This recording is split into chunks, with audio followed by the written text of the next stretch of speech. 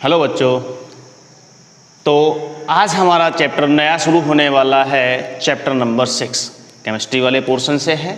ठीक है, chapter number 6 रासायनिक अभिक्रियाएं और उत्प्रेरक। ठीक है, रासायनिक अभिक्रियाएं क्या होती हैं, किस प्रकार वो संपन्न होती हैं, ठीक है, उनको संपन्न करवाने के लिए कौन कौन से उत्प्रेरकों की आवश्यकता पड़ती है, ये सब हम इस चैप्टर के अंदर पढ़ने वाले हैं। ठीक है, तो सबसे पहले तो हम यहीं से शब्द लेते हैं रासायनिक।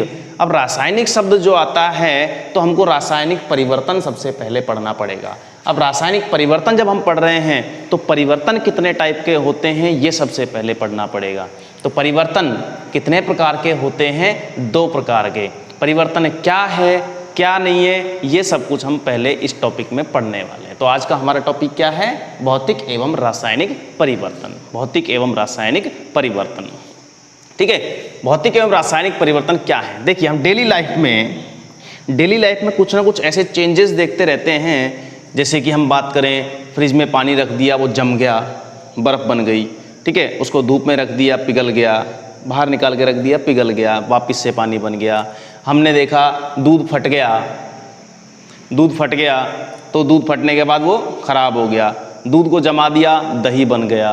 तो कहने का मतलब ये है, कुछ ऐसे चेंजेज होते हैं जो वापस से अपनी मूल अवस्था में चले जाते हैं, लेकिन कुछ ऐसे चेंजेज होते हैं जो वापस अपनी मूल अवस्था में नहीं जा पाते। पदार्थ अपनी मूल अवस्था में नहीं जा पाता।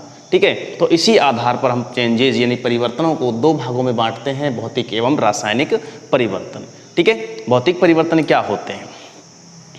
भौतिक परिवर्तन क्या होते हैं कि कोई भी परिवर्तन जिसमें पदार्थ अपनी मूल अवस्था फिर से ग्रहण कर सके, यदि मूल अवस्था वापस ग्रहण कर सके, यदि परिवर्तन का कारण हटा दिया जाए। जैसे हमने पानी को रखा फ्रिज में, कारण क्या लगाया? टेम्परेचर कम किया। टेम्परेचर कम करने से वो पानी जो है बर्फ़ में बदल जाता है। जल किस में बदल गया? बर्फ़ में। अगर टेम्परेचर चेंज करने का जो प्रोसेस है, जो कारण है, टेम्परेचर कम करने का जो हमने कारण लगाया था उसको हटा दो, यानी टेम्परेचर को फिर से बढ़ा दो, तो बर्फ़ से वो वापस जल में बदल जाएगा। क्लियर हो गई बात? तो ये कैसा परिवर्तन है? भौतिक परिवर्तन। इसमें कोई नया पदार्थ नहीं बनता है। जल का फॉर्मूला भी H2O है और बर्फ़ का फॉर्मूला भी H2O है, यानी कि नया पदार्थ नहीं बना है। रासायनिक परिवर्तन की यदि हम बात करें तो रासायनिक परिवर्तन क्या होते हैं कि वे परिवर्तन जिसमें परिवर्तन का कारण हटाने पर भी वो मूल पदार्थ फिर से प्राप्त नहीं किया जा सकता। दूध से हम दही बना सकते हैं, क्या दही से वापस दूध बना सकते हैं? बिल्कुल नहीं। दूध से पनीर बना लिया, लेकिन पनीर से वापस दूध नहीं बना सकते। लकड़ी से कोयला बन गया, लेकिन कोयले से वापस हम लकड़ी नहीं बना सकते। क्लियर हो गई ना बात? तो कहने का मतलब ऐसे परिवर्तन जिनमें परिवर्तन का कारण हटाने पर वापस से मूल पदार्थ नहीं बन सकता। ठीक है, वापस से मूल पदार्थ नहीं बन सकता। और दूसरी बात, इस परिवर्तन में रासायनिक संगठन बदल जाता है, जो उसका रासायनिक फॉर्मूला है वो बदल जाता है, यानी कि रासायनिक अभिक्रिया होती है कोई ना कोई। जो हमारा आज का चैप्टर है वो क्या है? रासायनिक परिवर्तन है।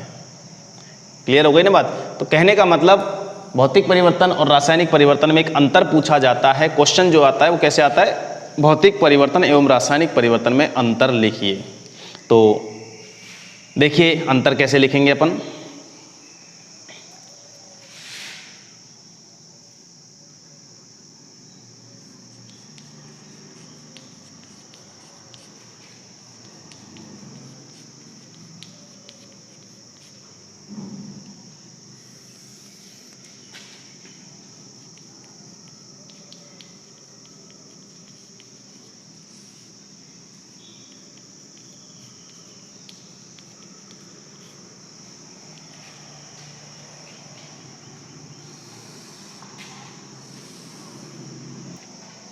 तो देखिए, ये है भौतिक और रासायनिक परिवर्तन में अंतर।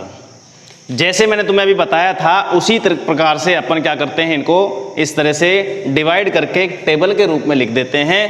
वही सब कुछ लिखा है जो मैंने तुम्हें अभी बताया था कि इसमें तो क्या है कि पदार्थ के भौतिक गुण बदलते हैं। अब भौतिक गुण कौन कौन से होते हैं? भौतिक गुण होते हैं जैसे कि रंग, गंध, ताप, दाब, भौतिक अवस्था, स्वाद, ये सब क्या हैं? भौतिक गुण होते हैं। क्या हैं? भौतिक गुण होते हैं। भौतिक गुण ही बदलते हैं, पदार्थ की भौतिक अवस्था जो है वो बदलती है। यानी कि ठोस से द्रव, द्रव से गैस। अवस्था कितनी होती है पदार्थ की? 3 अवस्थाएं होती हैं। कौन कौन सी? ठोस, द्रव और गैस। ये बदल सकती हैं, ठीक है। नया पदार्थ कोई नहीं बनेगा, इसका मतलब फॉर्मूला नहीं बदलेगा, सूत्र नहीं बदलेगा। तुम जल को गर्म करो, वाष्प बन जाएगी, वाष्प को ठंडा करो, वापस से जल बन जाएगा। मतलब तीसरा पॉइंट, यह अस्थायी होता है। अस्थायी का मतलब क्या है? जब तक तुमने परिवर्तन का कारण लगा रखा है, ताप लगा रखा है या दाब लगा रखा है, तब तक तो वो है, बाद में वो हट जाएगा। सिलेंडर में गैस भरी जाती है, गैस को अधिक दाब पे भरा जाता है, अधिक दाब पे भरने पर वो द्रवित अवस्था में आ जाती है। द्रवित अवस्था में आ गई, लेकिन वो दाब जब तुम हटाओगे तो वापस गैस के रूप में ही वो बाहर निकलेगी, गैस के रूप में ही बाहर निकलेगी। यानी कि वो गैस से द्रव और द्रव से गैस अवस्था में परिवर्तित हो रहा है। परिवर्तन का कारण हटाया, वापस से मूल अवस्था में प्राप्त हो गया। एग्जाम्पल मैंने तुम्हें एक लिख दिया, बाकी मैंने तुम्हें कई एग्जाम्पल बता दिए हैं। इधर रासायनिक परिवर्तन की यदि बात करें तो इसमें क्या है? रासायनिक स्वरूप बदल जाता है, रासायनिक संगठन बदल जाता है। क्लियर हुई बात? रासायनिक संगठन बदल जाता है। जैसे कोयले को गर्म कर रहे हैं अपन, कोयले का फॉर्मूला कार्बन C, तो C इसको गर्म करेंगे यानी ऑक्सीजन के साथ में दहन होगा, क्या बनेगा? CO2 gas. क्या उस CO2 गैस से वापस तुम कार्बन बना सकते हो? बिल्कुल नहीं बना सकते। कहने का मतलब समझ गए होंगे कि इसमें पदार्थ का रासायनिक स्वरूप ही बदल गया, रासायनिक संगठन ही बदल गया। देखो कार्बन से क्या बन गया? कार्बन डाइऑक्साइड, नया पदार्थ बना है। स्थायी परिवर्तन है, मतलब वापस से नहीं बदलेगा। इसमें मूल पदार्थ प्राप्त नहीं किया जा सकता, मतलब CO2 से कार्बन वापस प्राप्त नहीं किया जा सकता। लेकिन इस शब्द का मतलब समझो प्राय। प्राय का मतलब क्या है? देखो कुछ अभिक्रियाएं ऐसी होती हैं, कुछ रासायनिक अभिक्रियाएं ऐसी होती हैं जिनको वापस भी करवाया जा सकता है। यानी नए पदार्थ बनते हैं, लेकिन वो बनने वाले नए पदार्थ आपस में अभिक्रिया करके मूल पदार्थ फिर से बना सकते हैं। उनको कहते हैं उत्क्रमणीय अभिक्रिया, रिवर्सिबल रिएक्शन। ठीक है, रिवर्स रिएक्शन होती है वो। और एग्जाम्पल मैंने तुम्हें ये लिख ही दिया है, दूध से दही बनना, कोयले का दहन, लकड़ी का जलना। अच्छा, मोमबत्ती का जलना किस प्रकार का परिवर्तन है? मोमबत्ती का जलना किस प्रकार का परिवर्तन है? ध्यान दें, मोमबत्ती का जलना भौतिक और रासायनिक दोनों प्रकार का परिवर्तन है। मोमबत्ती का जलना भौतिक एवं रासायनिक दोनों प्रकार का परिवर्तन है। क्यों? क्योंकि मोमबत्ती में 2 पदार्थ हैं, एक तो है मोम और एक जो उसका धागा होता है, वो जलता है। मोम पिघलता है, धागा जलता है। मोम वाष्पित अवस्था में आता है, अगर उसकी वाष्प को इकट्ठा कर लिया जाए तो वापस से मोम प्राप्त किया जा सकता है।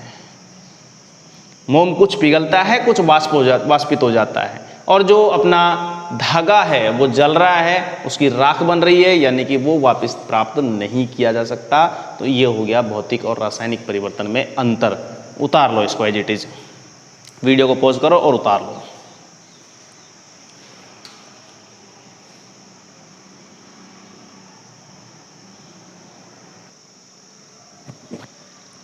उतार लिया? तो अगला टॉपिक हमारा क्या होगा? रासायनिक परिवर्तन से संबंधित, क्योंकि हमारा चैप्टर जो है वो रासायनिक परिवर्तन से संबंधित है, रासायनिक अभिक्रिया नाम है। तो सब अब पढ़ेंगे अपन रासायनिक अभिक्रिया क्या होती है, रासायनिक अभिक्रिया क्या होती है, कैसे उसको लिखा जाता है, उसमें कौन कौन से पदार्थ काम आते हैं, रासायनिक अभिक्रिया में लिखने के कौन कौन से नियम हैं, वो सब कुछ हम अब अगली वीडियो में पढ़ने वाले हैं। रासायनिक अभिक्रिया में चेंज कैसे होते हैं, उनमें काम आने वाले पदार्थों को क्या क्या बोलते हैं, तो वो सब कुछ अपन अगले वीडियो में पढ़ने वाले हैं। अभी इसको कंप्लीट करो और उतार लो।